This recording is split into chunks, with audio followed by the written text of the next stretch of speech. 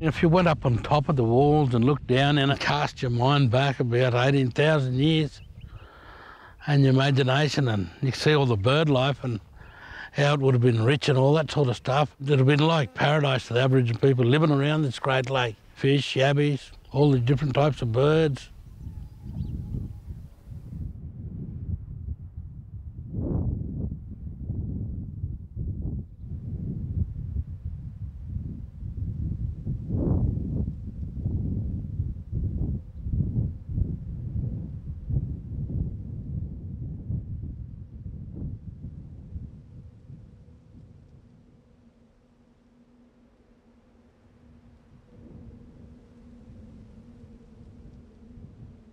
He took us to this area, and here was this mound of what looked like bone and charcoal and stuff.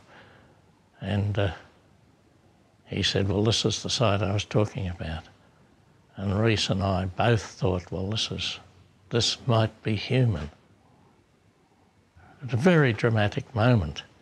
It was more dramatic because there were sheep all around and they were walking all over it. The discussion that night was one largely of shock. The archaeologists were in shock. It was a monumental discovery, a monumental sort of shift in the way the Aboriginal past, the Australian past, in human terms, was understood. It changes you when you put together the remains of somebody in this way.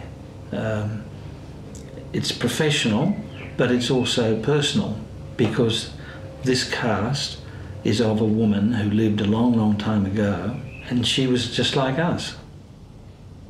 It's hard to describe what's actually going on in your mind, because you have to be practical in terms of reconstruction, but there's more going on in your head.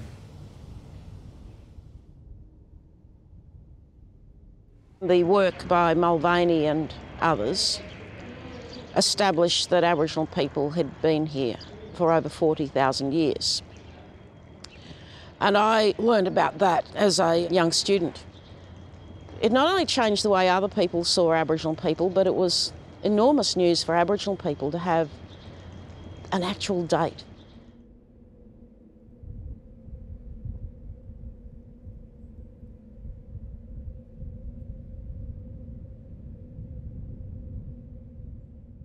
It was in 1972 or 3 that we decided to have a policy which said that archaeologists should talk to Aborigines about their sites before they worked on them. And we could do that because they had to get a permit. We were written to by Alice Kelly. She wrote me a letter. She said, I believe all these scientists have been down here, and I'm very interested in this because I'm an Aboriginal from the area and I have my own theories about Aboriginal origins, and why wasn't I told? I argued that we had to go and talk to her and involve her. We did that, and from being very wary and uncertain, she became extraordinarily interested. But she became very much a spokesperson for the Willandra, particularly for Mungo. My nan, she was the voice for all the Aboriginal people. And out here she was the voice too for the other tribal groups when they come on board. So she led the way for women, my nan. It was wonderful to have these strong elderly women there. But they did have a hard time, but they were very incredibly strong. Sometimes they would burst into floods of tears, but which was sad, and of course none of the hardened administrators knew how to deal with elderly ladies in floods of tears. Through the 80s, there was a very unfortunate rift between archaeologists and Aboriginal people, which is very, very saddening. And it was such that through that period, it was just, there was just no work going on in the Willandra at all. It was a bit surprising to be then accosted and said, you know, you're taking our past from us. But of course there was a distinct truth about that. Our careers internationally and so on were very much to do with the sense we made of somebody else's past. We used to go out to the walls, which are the white sandhills, about 8 mile out from the homestead, and we'd lay on the sand and look up any time through the night, and it was amazing. And it's so quiet. It's scary. It's just so quiet.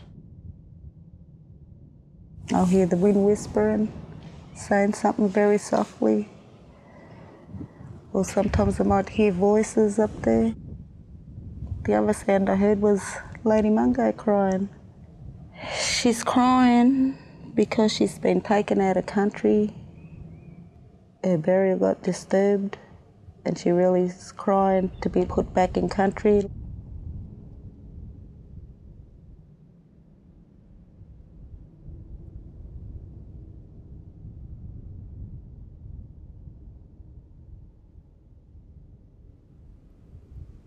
Things are nice, but you can't be living in a dream. The heartache that goes with the responsibility and being truthful for it is greatly hung on our shoulders. I live it every day of my life. And basically the Aboriginal people said, look, things are heating up. People are stroppy, getting angry. We've got to do something. They decided that they would ask the archaeologists to return the material, and that was agreed. It's come full circle, is what she'd done. Not that she had any say in it, but we did. And, you know, legislational changes and people's way of thinking had changed. You know, people had to start engaging and consulting with Aboriginal communities. It's decided that we'd have this big day at Mungo whereby the Alan Thorne and Jim Bowler would hand back Lady Mungo. And there the partnership is symbolised by Badger and Alan carrying the case with the remains. And there Alan is coming to present it to the elders of the communities, including Alice and the range of people from the related communities, the Barkindji and the people from Wentworth and Dareton.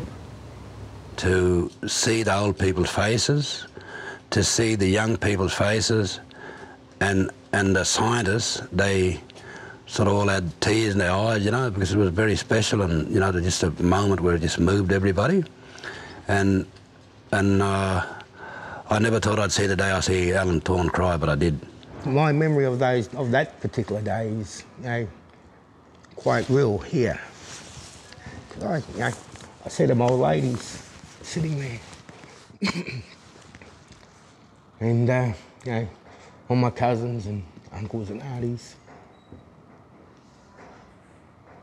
It was a very emotionally strong, driven event. At the site where they got her from, it was still, right? No breeze blowing, but all of a sudden there was just a little breeze went through, and she was coming home. Like she was there and the part of her was in the box, but her spirit was coming home. Bringing Mungo Lady back was good, but I wondered why they took her away for the first time. That was the question unanswered. And what did they find out? What were they trying to prove when me and all the rest of us know we were here all the time?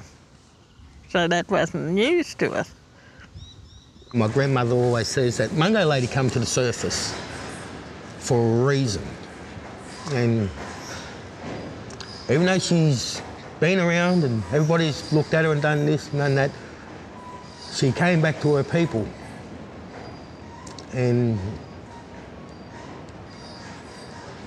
so the working relationships that we have with not only the scientific arena, but with and worldwide, nationally and locally, change the views that people have about Aboriginal people, of who we are, where we come from, scenarios, and gave us a voice.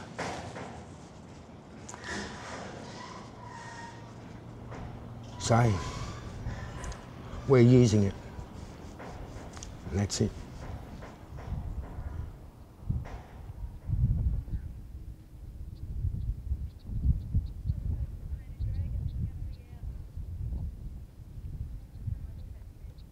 We're working a lot better. Scientific groups have got a better understanding.